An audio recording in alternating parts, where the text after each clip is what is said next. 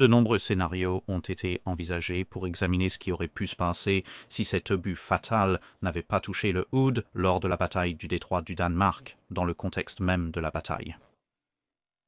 Mais cela soulève alors la question, que se passe-t-il ensuite? Si le Oud survit à la bataille du détroit du Danemark, quel sera finalement son destin? Eh bien, il y a plusieurs options, mais le Oud avait déjà été durement touché lors de la bataille, et il recevrait probablement d'autres coups avant la fin de celle-ci. Elle était aussi en mauvais état à cette période.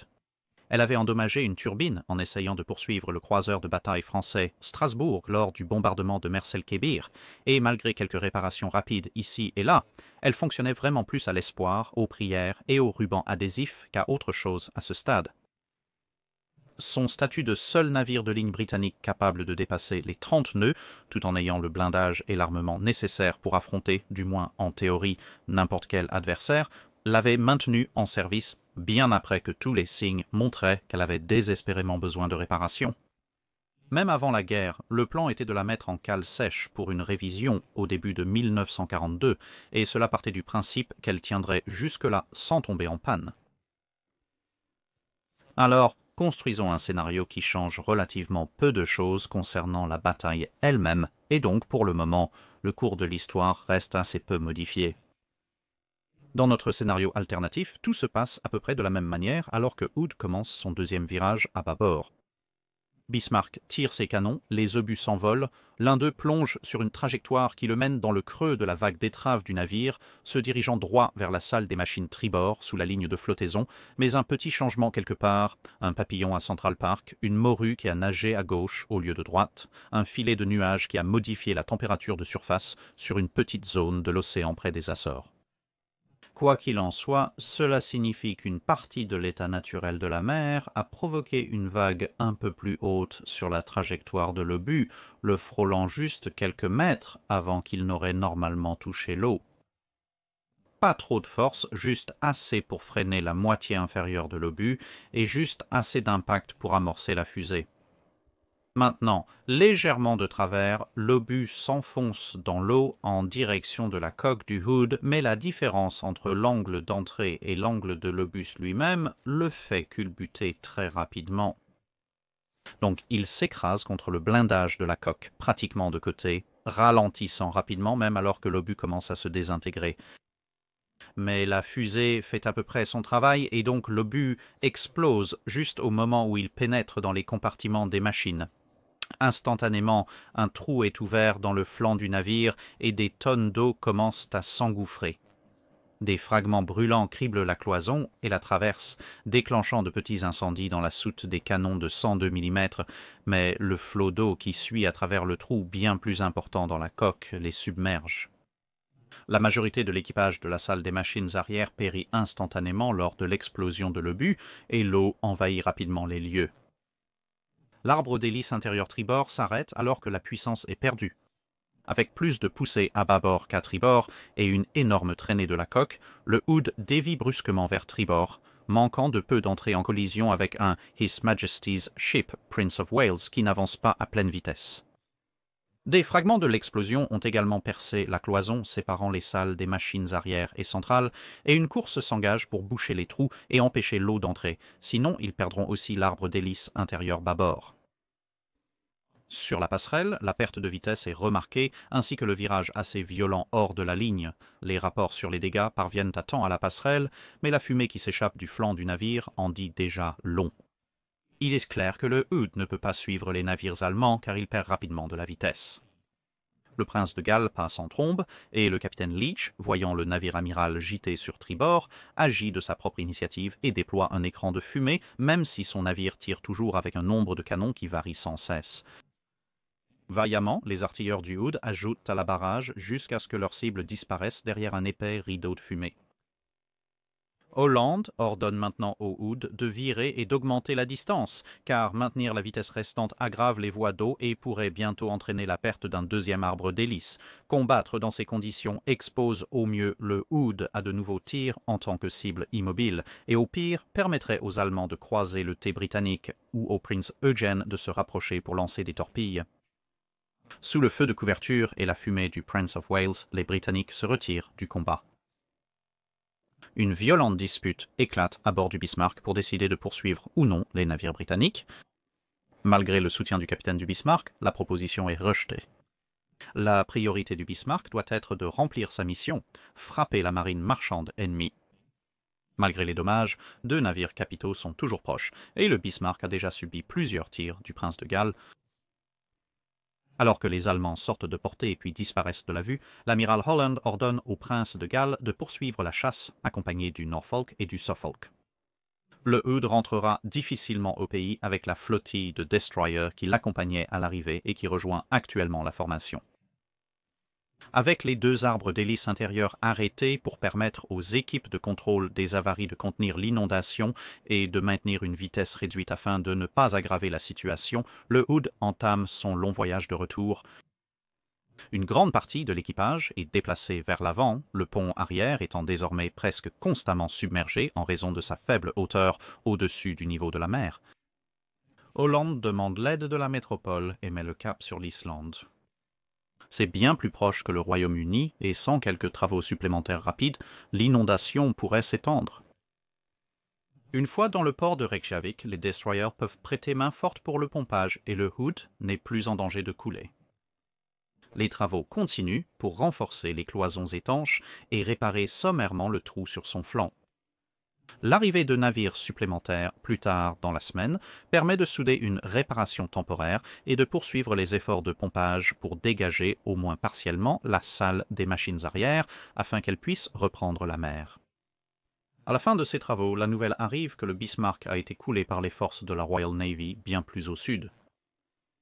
Ainsi, Boyd, avec une coque mieux réparée pour naviguer, met le cap sur le continent britannique, avançant à 12 nœuds pour ménager la réparation temporaire. Ainsi, en juin 1941, on voit un Hood gravement endommagé rentrer péniblement avec des dégâts à sa machinerie nécessitant le remplacement complet d'au moins un ensemble de moteurs, voire 2. En plus des dégâts sur la superstructure causée par l'incendie et le trou assez important dans la coque, il y aurait peu de raisons de la soumettre à de longs mois de réparation en cale sèche pour la remettre en service alors qu'elle resterait en grande partie usée pour ensuite devoir la rappeler quelques mois plus tard, peut-être après une défaillance catastrophique en mer. Il est donc probable que les plans pour sa grande réparation, ou pour être plus précis, sa modernisation, devraient être avancés par rapport à la date initialement prévue de 1942. Il est bien sûr tout à fait possible qu'avec la pression de la guerre sur la construction et les réparations, elle ait simplement été rafistolée ou partiellement réaménagée puis renvoyée en service relativement rapidement. Mais étant donné l'état déplorable de nos moteurs, l'état médiocre de nos affûts antiaériens et les systèmes de conduite de tir massivement obsolètes, dans ce scénario, avec la classe Lion de cuirassés suspendue, le besoin urgent de cuirassés modernes, rapides et bien armés serait probablement reconnu. Il y a aussi une confluence d'événements intéressantes. Le His Majesty's Ship Vanguard avait été commandé 3 mois auparavant et les matériaux étaient rassemblés pour une mise sur cale prévue en octobre. Bien que le Hood ne puisse pas remplacer le Vanguard, puisque ce dernier devait être construit sur une cale, une grande partie des améliorations prévues pour le Hood pourrait utiliser les mêmes éléments et matériaux rassemblés pour le Vanguard, comme les batteries secondaires de 5,25 pouces, les tourelles de 15 pouces, modifier le radar type 274 et autres équipements similaires. Mais puisque la coque du Hood était déjà en grande partie là, il serait plus rapide de moderniser le Hood que de construire et d'équiper un tout nouveau navire à partir de zéro, d'autant plus que cela permettrait de détourner une plus grande quantité d'acier de structure vers d'autres navires qui devaient être achevés rapidement, comme le porte-avions implacable, et bien sûr de libérer la cale sur laquelle le Vanguard devait être construit. Le résultat net aurait été de ralentir les travaux sur le Vanguard, mais c'est un sujet sur lequel nous reviendrons plus tard. Une autre possibilité existe ici. Le His Majesty's Ship Warspite était en route vers Bremerton pour passer 5 mois en révision, et bien sûr, Rodney se dirigeait vers les États-Unis lorsque le Bismarck est sorti. Les États-Unis, actuellement en paix mais ouverts aux travaux bien payés, ont peut-être envoyé le Hood en cale sèche de l'autre côté de l'Atlantique, où il serait plus à l'abri des bombardements et des arrêts dus aux pénuries de matériel. Mais dans tous les cas, qu'allait-il réellement arriver au Hood ? À la fin des années 30, des plans avaient été élaborés qui prévoyaient environ 3 ans en cale sèche. Cela impliquerait une mise hors service jusqu'à mi-1944. Cependant, avec des matériaux préparés et une priorité aux travaux, surtout sous contrôle américain, le délai serait probablement réduit à environ 2 ans et demi, voire moins en omettant certains éléments. Il est important de garder à l'esprit qu'aucune documentation complète sur ce qui était exactement prévu n'a survécu, ou si c'est le cas, elle a été rangée quelque part dans les archives nationales où personne n'est encore tombé dessus. Ce qui suit n'est donc pas de la conjecture, mais repose davantage sur des notes qui ont traversé le temps plutôt que sur un plan détaillé complet. Néanmoins, 2 projets avaient été proposés. Malgré quelques différences, ils partageaient des caractéristiques communes. La fourniture de nouvelles machines principales et auxiliaires, l'installation de canons polyvalents de 5,25 pouces ou de 4,5 pouces, le retrait de tout l'armement existant à l'exception des canons de 15 pouces afin de faciliter l'installation de ces canons polyvalents.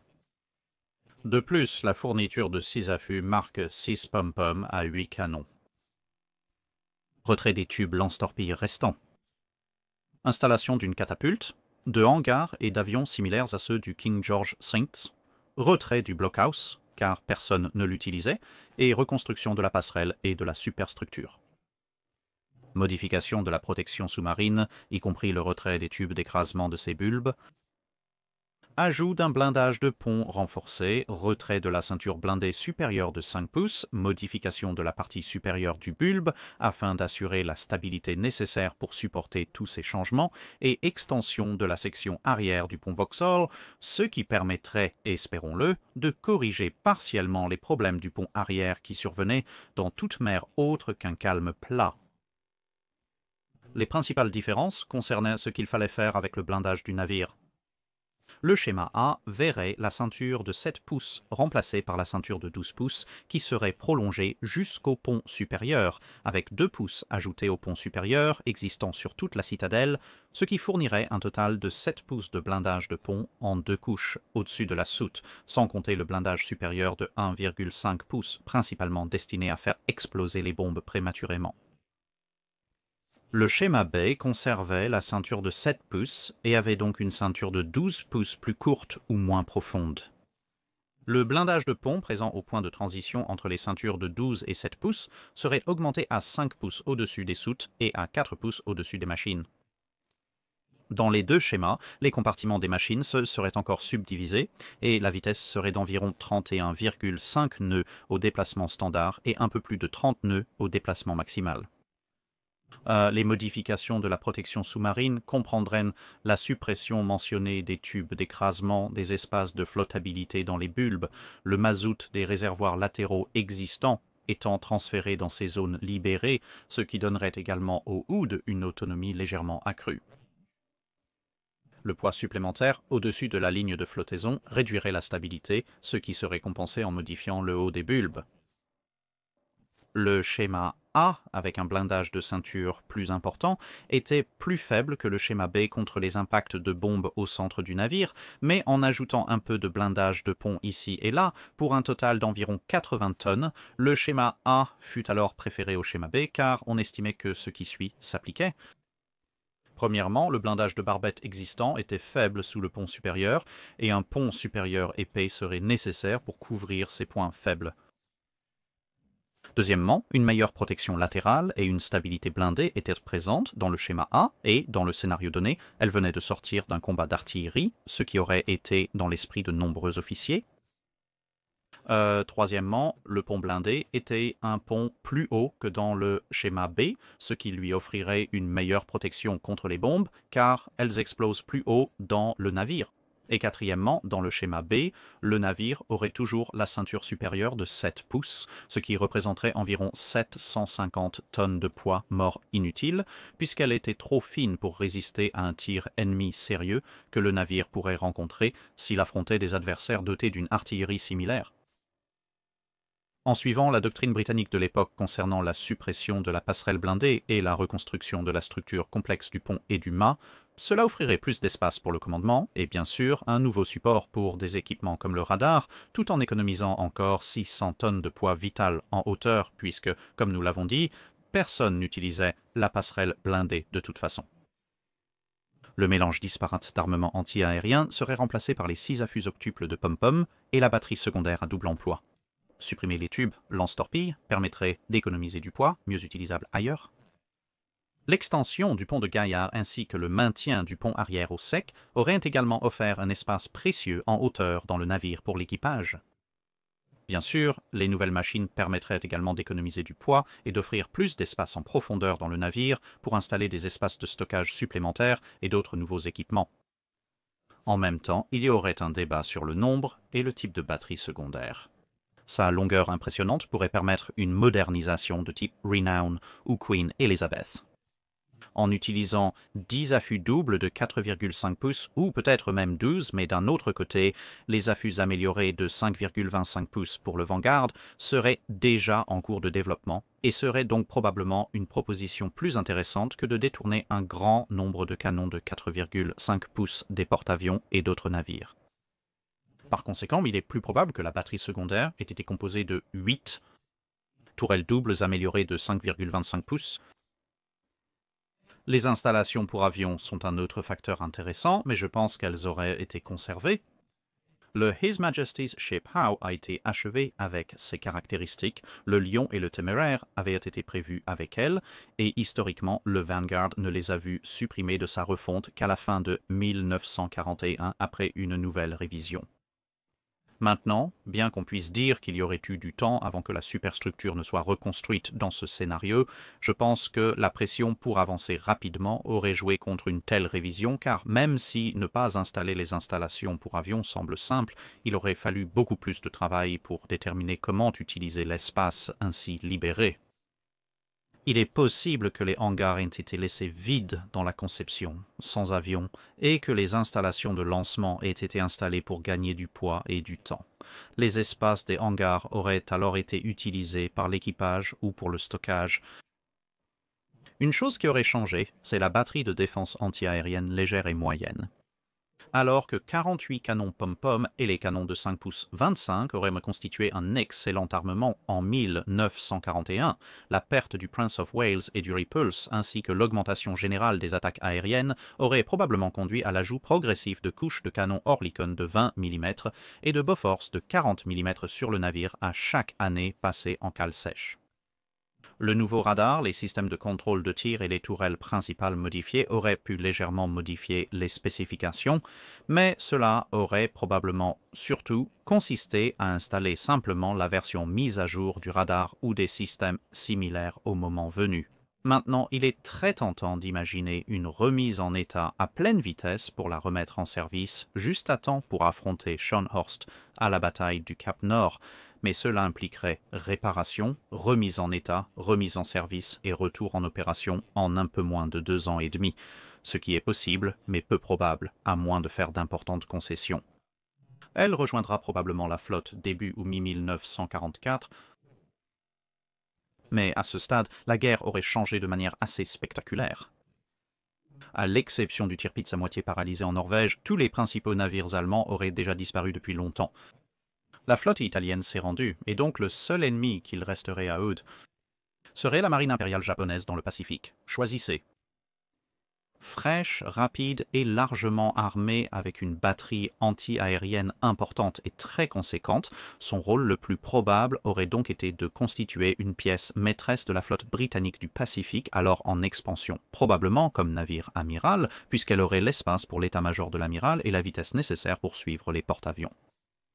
Malheureusement, cela signifierait qu'elle n'aurait probablement pas l'occasion d'affronter d'autres navires capitaux, à moins que des changements majeurs ne conduisent à une bataille de surface autour de l'opération Tengo en 1945, mais elle finirait la guerre en tant qu'escorte des porte-avions de la flotte, avec parfois des missions de bombardement côtier.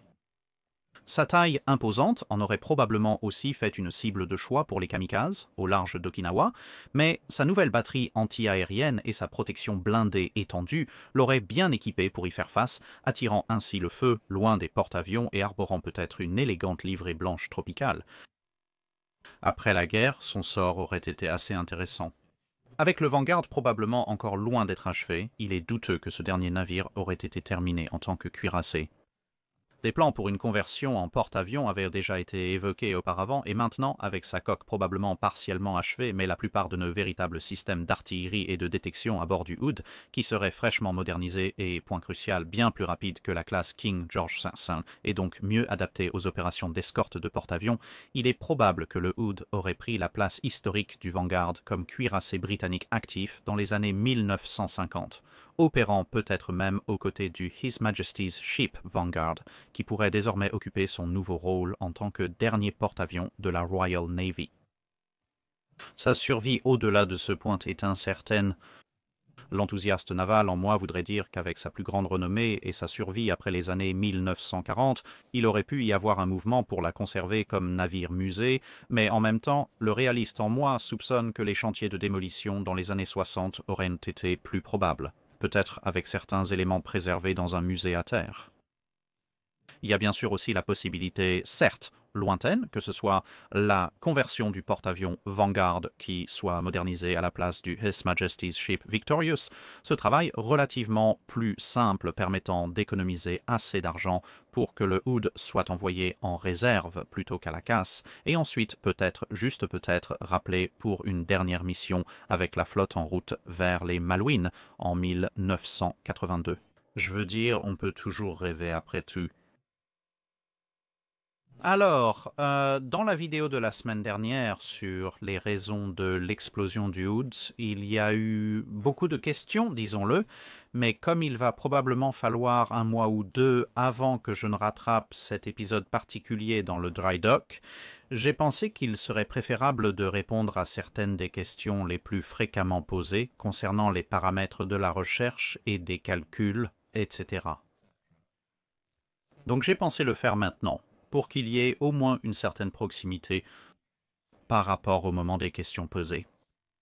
Les questions les plus courantes semblent concerner la plaque de 7 pouces, sa capacité de pénétration, la plage d'angle, l'alignement du navire, l'angle de roulis, à quel point il était avancé dans le virage, si le blindage fonctionnait à pleine qualité, s'il y a eu une déviation de l'obus, etc., etc. Donc, je vais essayer de couvrir ces sujets particuliers brièvement. Donc de manière générale, Dans l'ordre inverse, ai-je pris en compte la possibilité que l'obus soit dévié s'il pénétrait l'une des plaques de blindage dans les schémas? Non, cela n'a pas été montré, mais c'est parce que la déviation de l'obus est une quantité connue, mais le degré exact auquel elle se produit dans un scénario particulier est... il existe des équations qui peuvent prédire ce qui va se passer jusqu'à un certain point, mais avec de nombreuses variables, elles ne donnent qu'une estimation approximative des résultats. Et j'essayais, comme je l'ai mentionné dans l'une de mes réponses à un des commentaires, j'essayais d'être aussi généreux que possible envers les différentes théories que j'examinais et de dire, eh bien, en fait, je ne pense pas que ce soit très probable et si vous tenez compte de la déviation ou de la normalisation dans le cas de la pénétration, comme on l'appelle parfois, de l'obus qui dévie de sa trajectoire initiale lorsqu'il traverse la ceinture, cela aggrave en fait la situation pour l'idée qu'un obus puisse traverser une ceinture de 7 pouces, car il y a de fortes chances qu'il tende vers une orientation plus perpendiculaire, ce qui signifierait que sa progression serait A, plus lente, B, plus fragmentée, et C, beaucoup plus susceptible de ricocher sur le pont blindé. Donc oui, c'est quelque chose qui arrive. Mais les circonstances analysées ne permettent vraiment pas que cela fasse une grande différence, à part juste repousser la possibilité un peu plus loin dans une boîte, en ce qui concerne la qualité du blindage. Maintenant, c'est un point intéressant. Certaines personnes disent « Eh bien, pouvez-vous garantir que la qualité réelle du blindage, de l'acier, des rivets et de tout le reste était totalement conforme aux spécifications ?» Non, vous ne pouvez pas garantir à 100% que tout sur le navire sera homogène, mais encore une fois, quand on regarde les statistiques en jeu, il y a tout simplement trop d'écart, même si la plaque de blindage de 12 pouces était, disons parce que c'était de l'acier cimenté à la croupe, même si c'était le pire exemple raisonnablement envisageable d'acier cimenté à la croupe, l'obus ne traverserait toujours pas cette plaque de 12 pouces. Ils auraient littéralement dû faire quelque chose comme accidentellement, d'une manière ou d'une autre, installer une plaque de qualité faible à moyennement faible de type Harvey pour que cet obus puisse pénétrer à cet angle et à cette distance contre l'épaisseur que vous envisageriez. Donc la qualité du blindage semble être un facteur d'influence assez improbable dans ce cas particulier. Maintenant, la rotation, c'est un point bien plus intéressant parce que comme cela a été établi dans la vidéo, et comme certaines personnes l'ont souligné, les gouvernails du Hood étaient tournés à bâbord, indiquant qu'il avait commencé ce dernier virage, ce dernier signal bleu qui était hissé. Et cela influencerait de manière assez spectaculaire l'angle d'impact de l'obus, et cela changerait beaucoup de choses. Je veux dire, si le navire avait terminé sa manœuvre et présenté donc beaucoup plus son flanc, et bien sûr c'était un peu rapproché, alors les chances qu'un obus de 15 pouces traverse proprement la plaque de blindage de 12 pouces augmentent considérablement. Cependant, encore une fois, ou comme je l'ai mentionné dans la première partie de la vidéo, il y a un certain nombre de facteurs qui me font penser que Hood n'avait soit pas du tout commencé à virer physiquement, soit venait à peine de commencer, et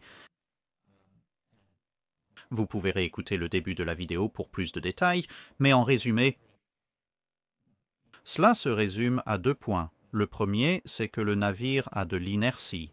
Vous pouvez mettre la barre à fond, mais il faudra 10-12 secondes environ avant que le navire commence réellement à virer avec la vitesse et la forme de coque du Hood. Donc le fait que le survivant qui venait de la passerelle dise « Eh bien, nous venons juste de commencer à virer sur bâbord »,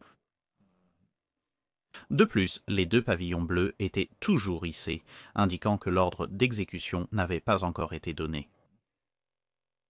Cela signifie qu'ils ne pouvaient pas l'avoir été bien engagés dans leur virage, donc l'angle n'aurait pas changé de façon spectaculaire. S'ils avaient été bien engagés, le signal d'exécution à 2 pavillons bleus aurait été amené et les survivants auraient dit que nous étions en plein milieu du virage, pas que nous venions juste de commencer quand l'éclair est apparu. Maintenant, en plus de cela, il y a le fait que le signal n'a pas réellement été amené, et avec cette inertie, il me semble plus probable que ce qui est décrit dans ce témoignage de survivant, c'est que la barre a été tournée, l'ordre de virer a été donné, mais il y a ce laps de temps avant que cela ne se produise réellement sur la passerelle et que le signal ne soit abaissé.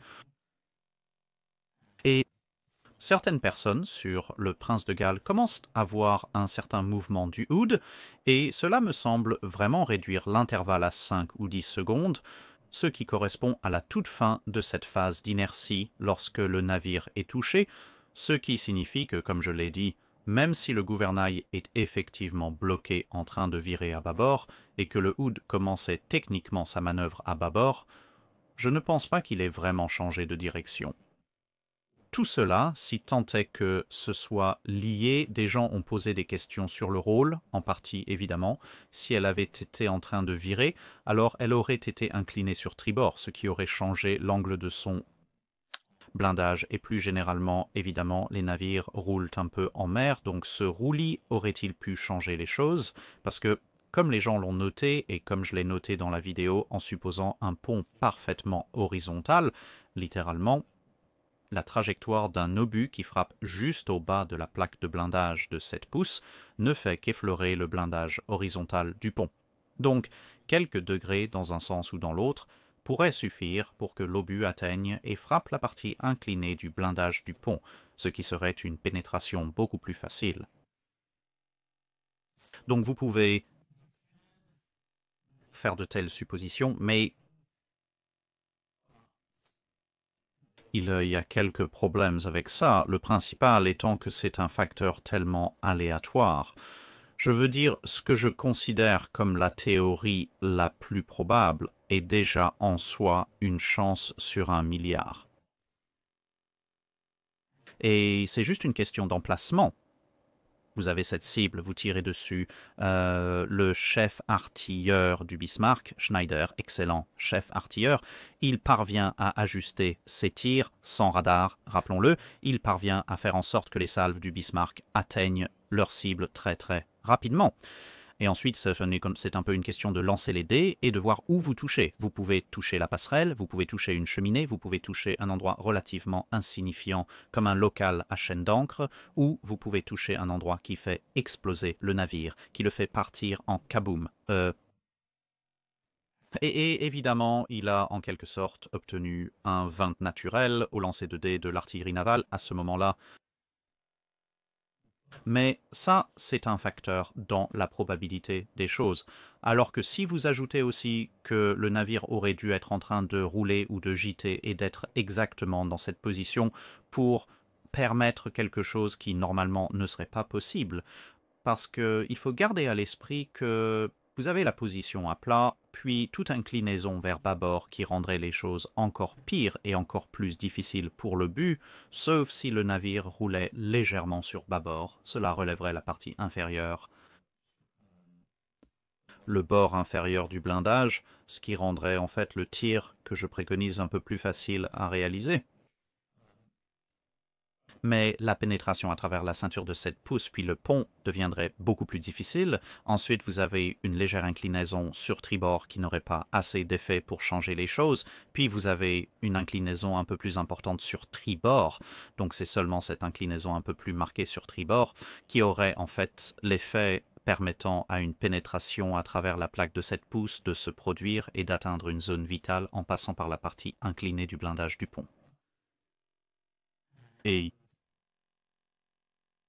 cela introduit encore un autre facteur, car non seulement vous devez maintenant toucher au bon endroit, même si dans cette théorie l'emplacement a maintenant changé, mais vous devez aussi frapper précisément au bon moment.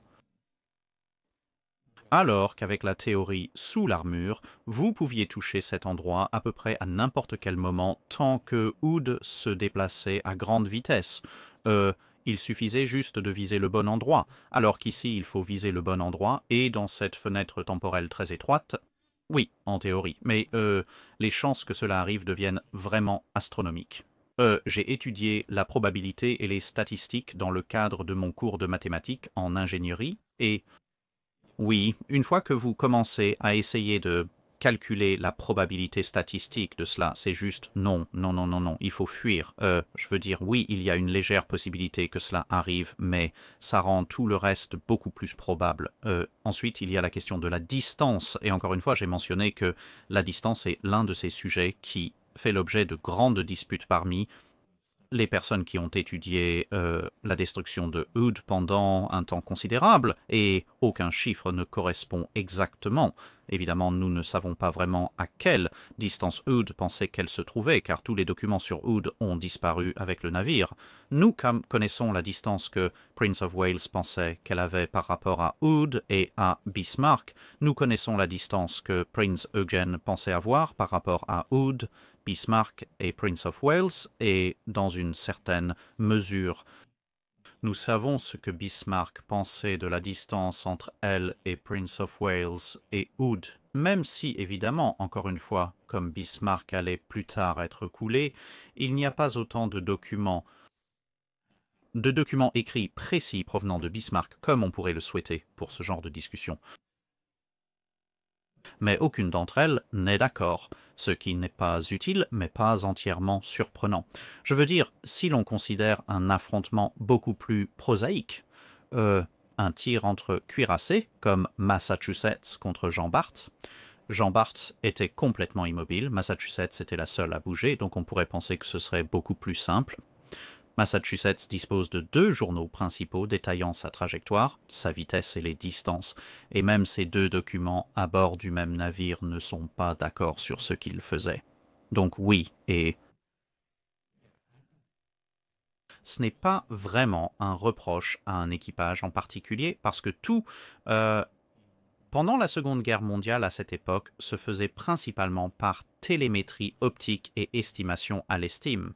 Donc il y aura toujours une certaine marge d'erreur. On ne peut donc pas prendre les chiffres d'un navire en particulier comme absolument définitifs. Il faut faire des estimations, il faut faire au mieux les meilleures hypothèses dans ces situations.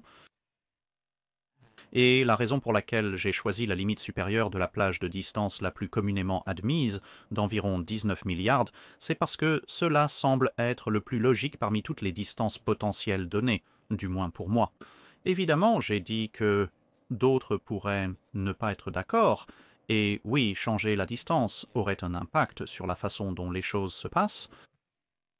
Cependant, quand on considère, si vous voulez, les théories de tir plongeant, réduire la distance exclut pratiquement ces théories, parce que plus la distance est courte, plus la trajectoire du tir est plate, et les chiffres nécessaires pour pénétrer le blindage de pont deviennent tout simplement impossibles. Je veux dire, une pénétration de la ceinture de 7 pouces à 3, 4, 5 000 yards, plus près, bien sûr, le Bismarck a largement la capacité de percer, mais il avait déjà cette capacité à 19 milliards et même bien plus loin. Mais l'angle de chute du tir diminue tellement vite, je veux dire à un peu plus de 16 milliards, on tombe à un peu plus de 10 degrés, et en dessous de ça, on commence à entrer dans des angles à un chiffre, auquel cas, pratiquement n'importe quel tir contre la plaque de 7 pouces va simplement ricocher sur le blindage de pont. Et l'autre chose, c'est que même si vous imaginez un scénario où l'obus fait ou pénètre ou évite le blindage de pont avec un angle de chute de 10 degrés, l'obus doit évidemment être amorcé en frappant la ceinture de 7 pouces.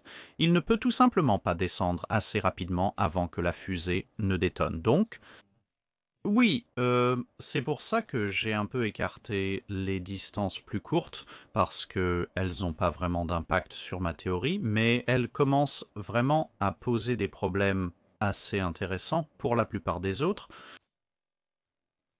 Bon, d'accord, on peut argumenter que des fragments brûlants pourraient déclencher des choses à cause de l'obus qui explose plus haut dans le navire, mais encore une fois, cela ajoute une difficulté supplémentaire à la situation et augmente donc considérablement les faibles probabilités, pour ainsi dire.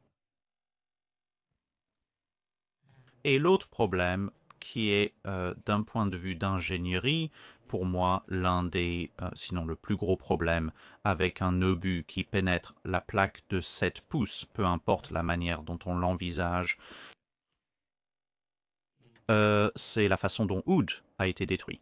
Donc, nous devons déjà prendre en compte cette flambée très inhabituelle autour de la base du Grand Mât, ce qui n'est pas typique des navires dont les soutes à munitions explosent. C'est quelque chose qui presque certain signifie que le coupable est probablement la soute à munitions de 102 mm au départ, et aussi que la soute à munitions de 102 mm avait une sorte de accès au compartiment des machines à travers une cloison endommagée ou rompue.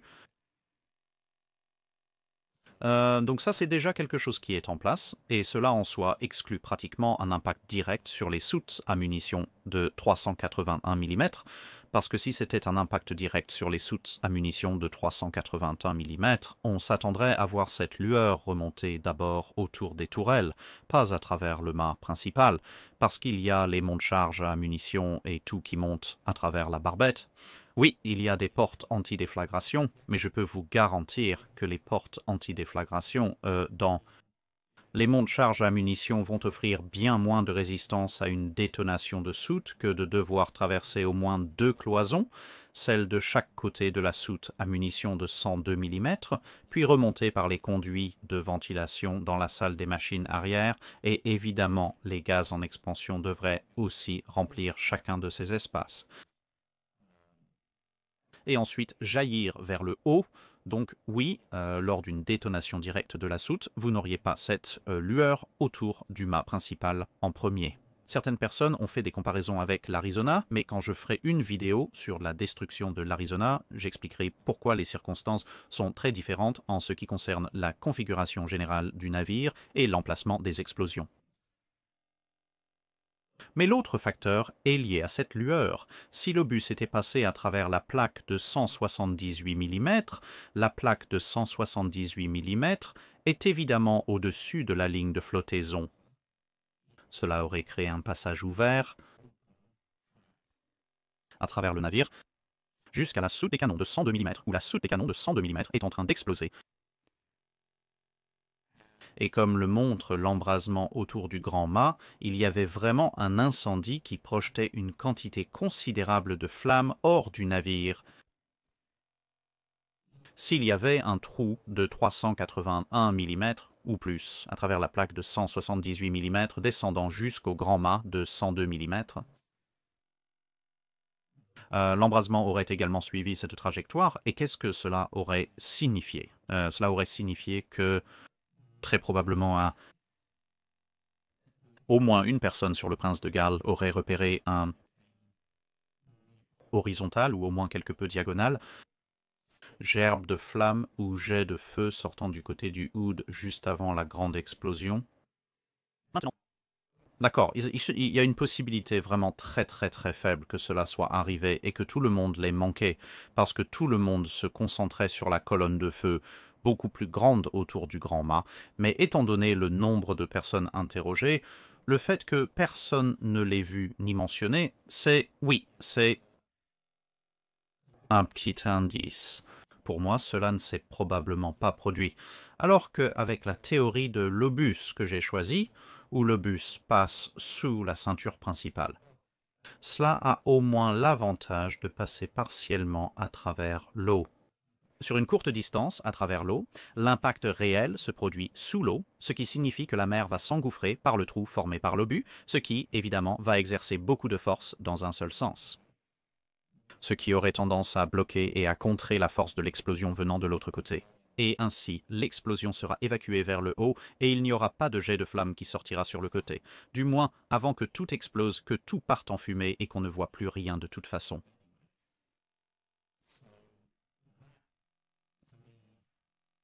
Cela suggère que la pénétration de la ceinture de 7 pouces est peut-être moins probable. Comme je l'ai dit, en mettant de côté tous les autres facteurs, et nous en avons évoqué plusieurs au cours des dernières minutes, mais je pense que c'est ça. Si une pénétration de la ceinture de 7 pouces, puis du blindage de pont, etc., devait se produire, cela nécessiterait un ensemble de circonstances bien plus complexes, qui ne se résumerait pas simplement à dépendre de l'emplacement de l'impact, mais aussi du moment absolument précis de l'impact. Et même là, même en supposant qu'on mette de côté certains des autres problèmes, cela voudrait aussi dire que absolument tout le monde aurait manqué un jet de flamme plutôt inhabituel, horizontal ou presque horizontal, sortant du flanc du Hood, ce que je pense que quelqu'un aurait remarqué, surtout vu l'angle où se trouvait le Prince of Wales par rapport au Hood, ils auraient eu une vue de premier plan là-dessus, et donc cette combinaison de facteurs me fait penser que c'est un scénario bien moins probable désormais. Bien sûr, si vous adoptez un point de vue où l'angle du Hood ou la distance du Hood est très différent de ce que j'ai décrit, alors oui, ces facteurs pourraient changer la probabilité globale des choses. Mais moi,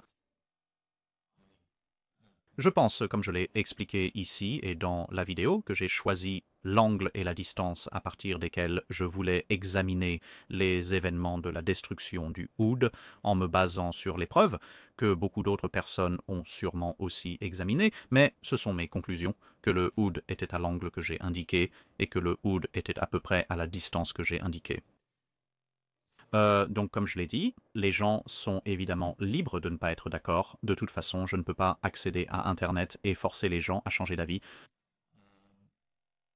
Mais j'espère que cela apporte un peu plus de clarté et d'explication sur certains des raisonnements derrière la vidéo de la semaine dernière, et j'espère que vous comprenez mieux mon point de vue. Donc oui, j'ai hâte de lire vos commentaires ci-dessous, et aussi j'espère des commentaires sur ce que vous pensez du Hood tel qu'il pourrait être. Aurait pu être.